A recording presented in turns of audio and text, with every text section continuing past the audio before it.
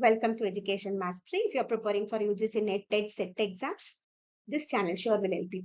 In this video, we are going to learn Research Aptitude Unit, most important PYQs. This is part 2 video. Part 1 video already uploaded. Check it. Many important topics I've discussed in part 1 video. First question. See, which of the following is the characteristics of a good test? Good test should have objectivity, validity, comprehensiveness, diagnosticity, and practicability. Answer is to everything. See, objectivity. What is objectivity? Research findings are unbiased and based solely on facts without influence from the researcher's personal feelings or opinions. See, here researchers' personal feelings or opinions, if it is there, that is subjective.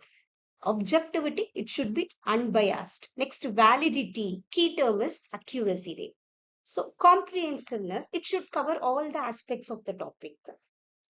Next, diagnosticity. How well a researcher tool or method can correctly identify or detect specific characteristics or conditions or issues in the subject being studied. Even diagnostic methods are there. Isn't it? For the children, we used to do diagnostic method to find strength and weakness of the child. Same thing in the research. Before we conduct any test, we need to do pilot test. We need to do. Okay. In that, is there any problem? Is there? We need to change it. We need to change our tools. So those things. That is diagnosticity. We need to do. If it is not working that time, we have to change our method. So practicability. It should practically we can do. So feasibility of conducting the research considering the time, resources and methods available to achieve reliable results. So research should have all these things. Next, what is the primary purpose of literature review in research? Why do we need to do literature review? Before we start to do our research, we need to cite We need to see many research papers which are related to our research, existing research we say. Okay, what are the research they have done before? Those things we have to collect. Then we need to find research gap. That one we call it as literature review. Okay. So to summarize findings of past studies, that is literature review. A literature review summarizes and synthesizes existing research on your topic, providing context and background for the current study. We get background for our study. Next. Quantitative research can be construed. Construed means understood or interpreted in a specific way as a research strategy that usually, what are the things? Entails a deductive approach to the relationship between theory and research, emphasizes an inductive approach to the relationship, rejects the practice and norms of natural scientific model and of positivism in particular. This is UGC NET question, December 2023 asked. Embodies a view of social reality as a constantly shifting emergent property of individual. Answer is 1. Entails a deductive approach. See, quantitative approach usually follows deductive approach. Okay, next. Quantitative approach is typically associated with the deductive approach, meaning it starts with the theory or hypothesis. From general it starts, to specific it moves. General to specific. Okay, theory of our hypothesis and then uses data to test it. First, general theory is there. From there we need to. Okay, it is often structured and involves measurable data to draw conclusions. Inductive approach often used qualitative research is very important. Quantitative research, it follows deductive approach, general to specific. Okay, I used to remember DGP. Okay, like that you remember DGP, deductive, general, particular. Next, inductive, where researchers develop theories based on observation. First, they do observe, then we have to come to conclusions there. Okay. Next, in a research study, the sample refers to entire population, a subset of the population, the data collected, the research design. See, sample, population, all population, that is full. See, for how many people I need to take my research, that is population. So 1,000 people, if I want to do research, that is population. In that 1,000 people, if I want to take only 100 people as a sample, that is sample. Okay, I cannot do it for 100,000 people. So I'll take some samples from that population. So 100, that is subset we say. Okay, subset of the population. Next. A sample is a subset of the population from which data is collected. Next. What does the term validity in research refers to? Very important. Reliability and validity. These two terms are very important in research. Reliability, say if I'm conducting research today, same research if I conduct tomorrow, same result I need to get it. Okay, that is reliable. That is that time tools which I used are reliable. Okay, validity, that accuracy. If child is getting 6 marks, even next day also same thing. Same tool I'm using. Tools, anything. Questionnaire I can use, anything. Okay, same marks. Now, okay, it's accuracy. The tool is accurate.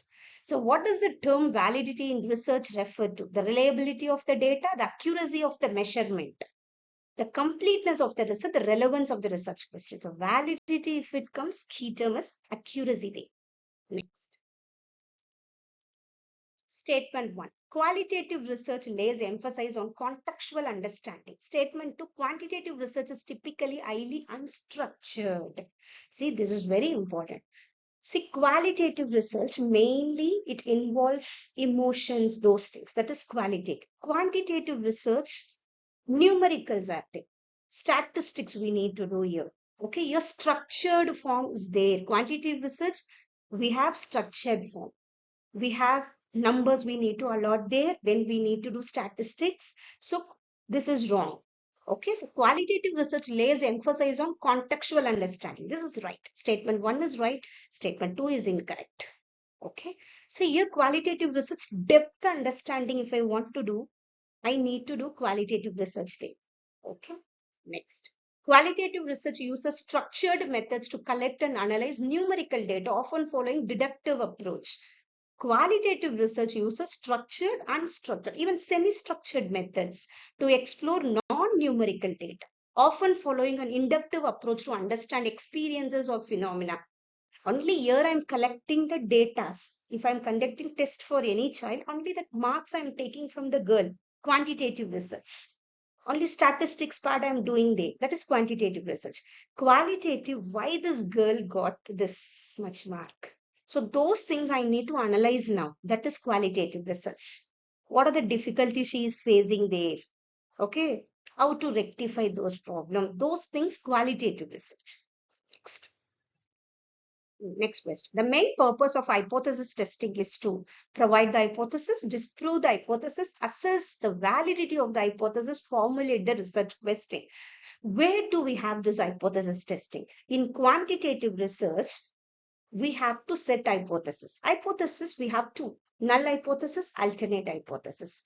Say, for example, see, I have study time with the children marks. Okay, this is independent variable, dependent variable. Now I need to find relationship. See, so that is, if we don't have any relationship there, that is null hypothesis. Study time and children marks, they don't have any relationship. That is null hypothesis. If they have any relationship, that is alternate hypothesis. Okay.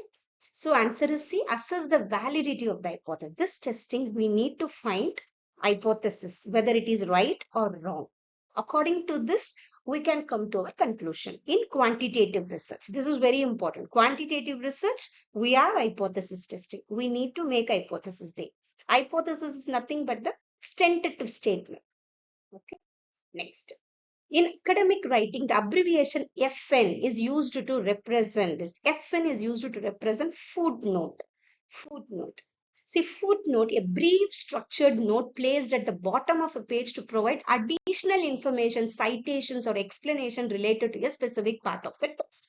In research paper, in bottom FN, any extra information if we need to add there, we can add there. That is FN.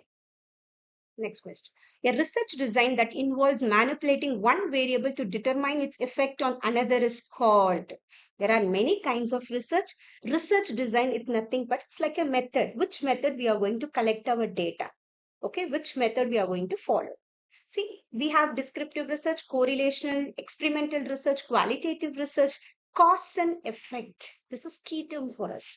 See, cause and effect in experimental research, we get it. We have two groups in experimental research. We have experimental group and normal control group. We don't give any treatment for the control group, but for experimental group, if I want to do research about any new teaching method, for example, any teaching method, how it creates interest among children. That is my research.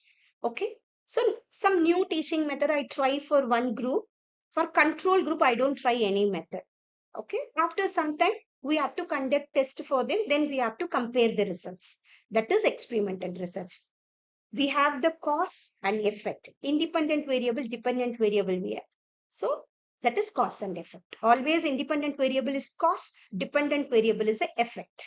Okay, independent variable we can manipulate according to our situation, according to our necessities, we can change.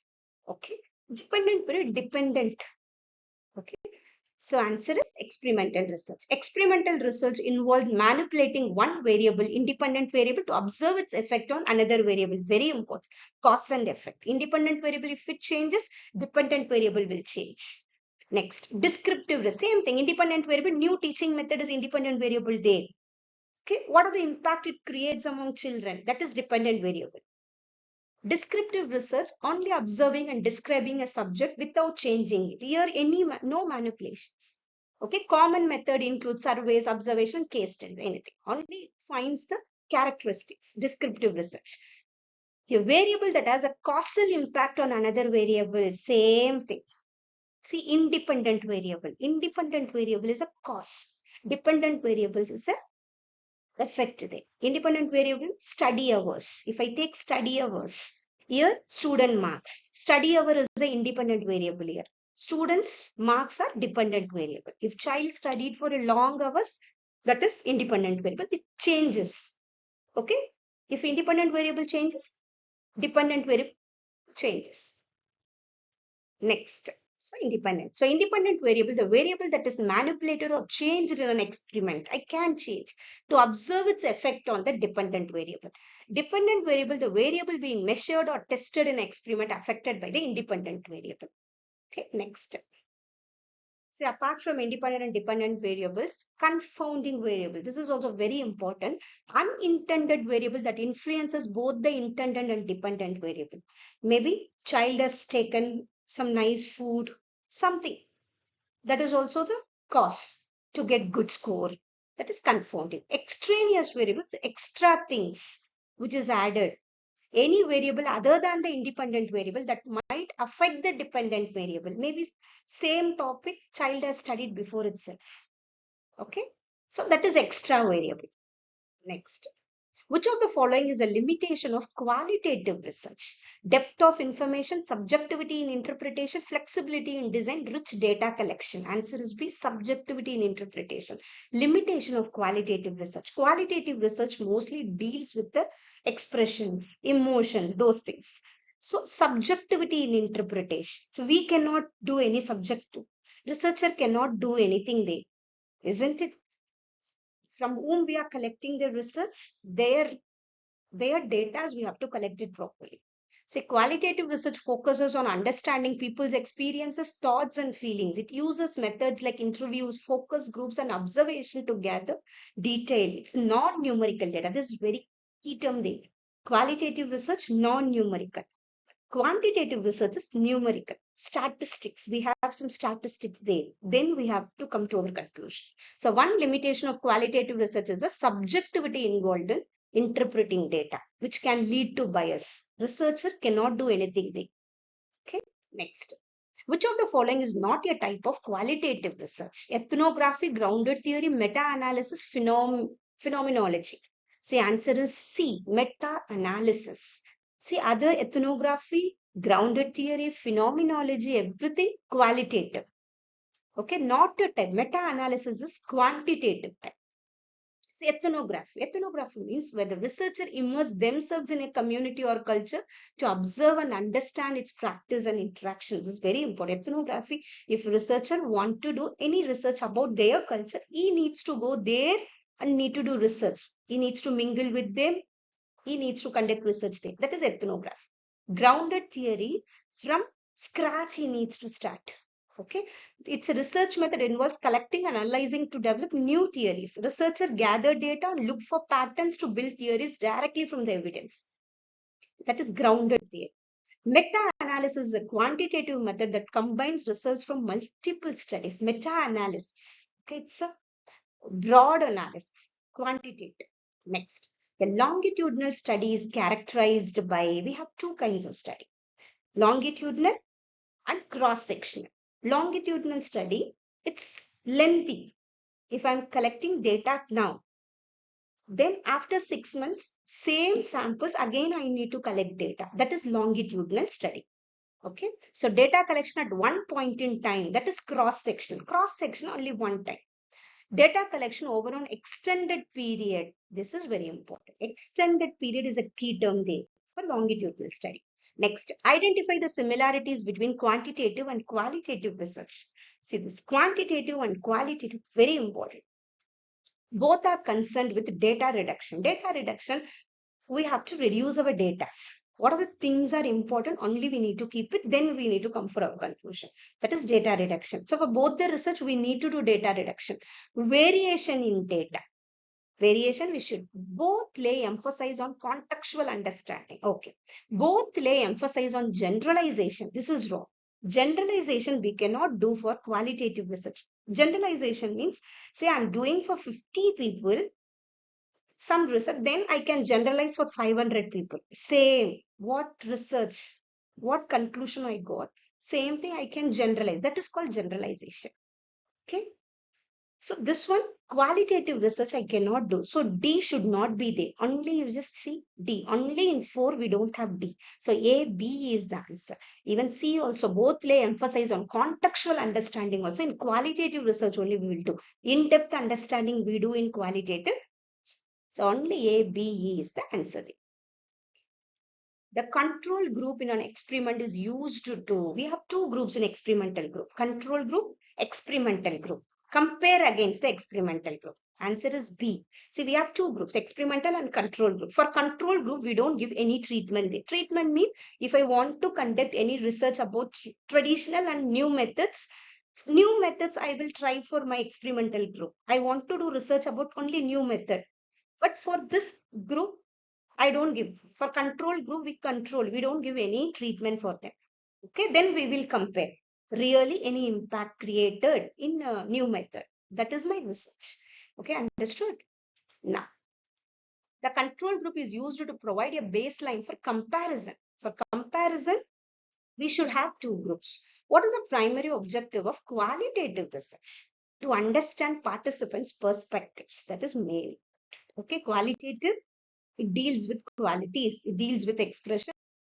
Next, a case study design is particularly useful when examining large population, testing hypothesis, exploring complex issues in depth, collecting survey data. So examining large populations we don't do. Testing hypothesis, quantitative. Exploring complex issues in depth. This is case study. Case study we can do it for particular person or particular group also we can do. Okay. So collecting survey data. So answer is C. See, case study design allows for an in-depth exploration of complex issues, providing detailed insights that other methods may not capture. Okay. What is the primary purpose of pilot study? Pilot study, where do we need to do? See, before I start my research, I need to do with all the tools which I have planned, I need to do pilot study with some small sample with 20 or 50 people maximum. Okay, I need to do how that reliability, validity, everything I need to check it that time. Okay, that is called pilot study. So to assess the feasibility of the research, feasibility, whether the tools are right, whether the time frame we have given for the research is right, everything we are checking. That is pilot study. Next. Which research method is best suited for exploring cause and effect relationship? Cause and effect, very important, experimental research. Descriptive research only about characteristics. Only in experimental research we are comparing cause and effect we are checking. So correlational research also same thing. Correlational research means relationship. There also relationship is there. If it is positive, positive. See, study hour if it increases, here child score is also increasing. That is called positive, negative, zero correlation. Those things I've discussed in my video 1. Check it, part 1 video. Observational research. This is qualitative. Okay. So cause and effect, if it comes, experimental research. Even in experimental research also, we have some subdivisions. True, those things I'm planning to make one more video. Check it. Experimental research is best suited for exploring cause and effect. Descriptive research involves observing and describing a subject without changing it. It aims to provide an accurate picture of what's being studied. We are not manipulating anything in descriptive research. But correlational research is relationship between two or more things to see if they are connected. Okay, next one. Next, which sampling method involves selecting every nth member of a population? We know. In which sampling method? Systematic sampling. Stratified, we need to divide some stratas, then we have to select. Then probability sampling. Then random sampling, same thing. Anyone I can take. That is random. Fishbowl method, anything. So everyone gets chance in stratified, random, convenient, and systematic also. Probability sampling. Every nth member. If I have 500 samples, 50th and 50th, every 50th I'll take 50, 100, like that I'll take. That is nth sampling. Convenience sampling, according to my convenience, I'll take. This is qualitative. So answer is C, systematic sampling. So systematic sampling, every nth. Stratified, we know, dividing the population into stratas and random, any member. Convenience, according to the next, statement 1 and statement 2. The process of deduction involves drawing generalizable inferences out of observation. Generalizable inferences out of observations. Keep it in. Statement 2, positivism advocates the application of the methods of the natural sciences to the study of social reality. This is very important. Positivism and post-positivism, we have two things, isn't it? We'll discuss. Answer is 4. Statement 1 is incorrect, but statement 2 is correct. Statement 1, the process of deduction involves drawing generalizable inferences out of observation. This is wrong. This is induction. Here, positivism advocate the application of the method. Scientific. Okay, social reality. Now, inductive reasoning involves making generalization based on specific observations or cases. It moves from particular to broader. Okay, specific to general, that is inductive.